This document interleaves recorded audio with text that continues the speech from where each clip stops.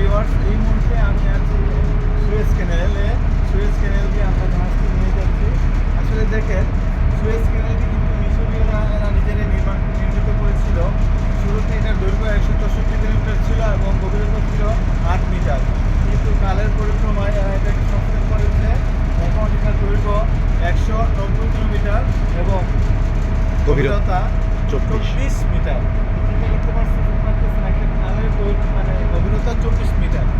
সেই জন্যই কিন্তু আমরা এত বিশাল যে দানবীয় জাহাজগুলো আমরা নিয়ে যাচ্ছি। আপনার পানির কালারটা একটু দেখেন, কত নীল, মানে মাঝ সমুদ্রে যেরকম নীল থাকে ঠিক সেম নীল দেখা যাচ্ছে। তার মানে বোঝা যাচ্ছে যে পানির গভীরতা অনেক বেশি। পানির গভীরতা কম থাকলে কিন্তু মাটি উঠতো নিচ থেকে। আমাদের দেখেন প্রবলের যে চলতেছে, একটুও মাটি ওঠে না, একদম পরিষ্কার পানি। সো এই খালটি নির্মাণ করার উদ্দেশ্য হলো, মনে করেন বিশ্বের যে বাণিজ্য, বিশেষ করে জাহাজের যে চলাচলের পথ, সেটাকে অনেক সংকীর্ণ করে দিয়েছে। আমরা মূলত মরক্কো থেকে কার্গো নিয়ে আমরা যাচ্ছি করাচি।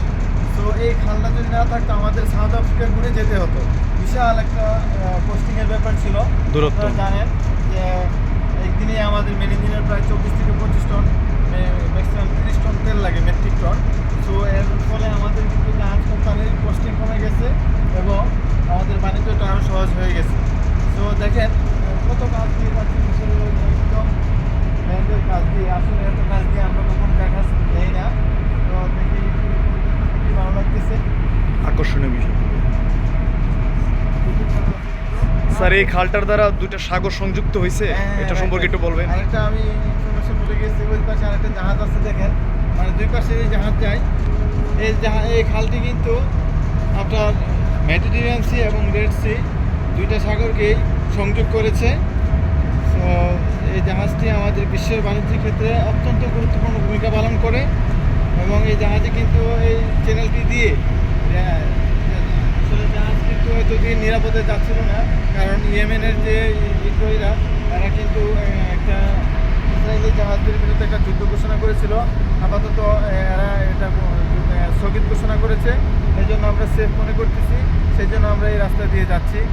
সো সবাই ভালো থাকবেন। আশা করি মিশরের যে সুয়েজ ক্যানেলের দৃশ্য যারা সচক্ষে দেখেন নাই, তারা ভিডিওটি দেখে দেখার সুযোগ পাবেন। সবাই ভালো থাকবেন, আল্লাহ হাফেজ। এরিয়াটা একটু দেখান, কাছ থেকে প্রপোলার যে ঘুরতেছে এটা একটু দেখান। প্রপোলার যে পানি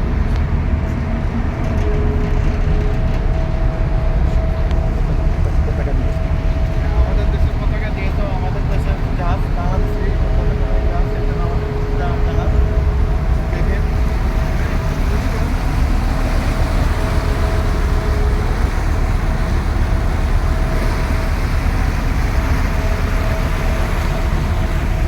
স্যার, রেড সির ভিডিও করার জন্য সবাইকে আবারও সাধুবাদ জানিয়ে ধন্যবাদ।